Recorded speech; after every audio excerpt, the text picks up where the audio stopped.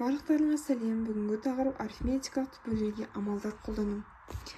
Енді арифметикалық түбірлерге амалдар қолдану деген тақырып ентіға әрине көптен кездеседі. Бұл тақырып қиын есептер де бар, оңай есептер де бар. Бірақ осысыныр. Бірінші мысалдан бастайық. Кітаптан бірінші мысалды алып көрдім. Енді 12 дейтін ол біздің 4 көбейтілген 3 қой. Бұл деген 6 түбірасты 3 болады. Ал 27 деген ол 9 көбейтілген 3. 9 көбейтілген 3. Сондықтан 9 дегеніміз 3 болып шығады, ондағысы 6 түбірасты 3 болады. Енді 6 түбірасты 3 қосу 2 түбірасты 3 минус 6 түбірасты 3 дегеніміз жауабы 2 түбірасты 3. Б. 2 түбірасты 3. Түсіндіңдер деген ойдамын. Себебі, мысалы, азайтындыны бір дәрежеге келтіру керек қой, бір санға келтіру керек, квадраттағы квадратын. Ол біз 3 деген санға келтірдік. Вот. Енді кішкене қиындау есеп шығарып көрейік. Осы тақырыпқа байланысты. В тобындағы есеп шығарып көрейік. В топтағы есеп ол В деңгейі.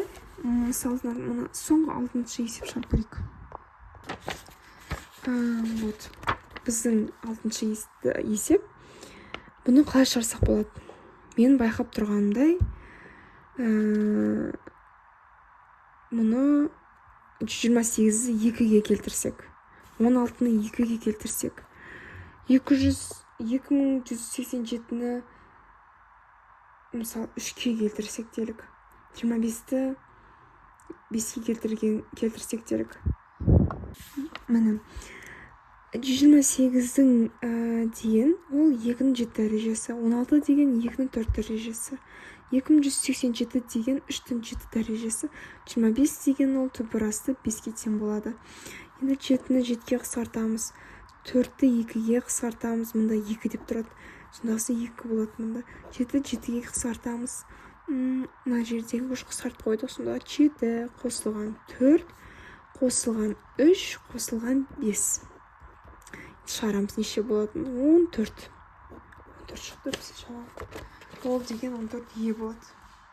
Жауаптар кестесінен қарайық. Міне 14 деген жауап е. Дұрыс екен. Енді бұл тақырыптың түсінікті болса, достарыңа жіберіңдер. Лайк басып жазылып кетіңдер каналға.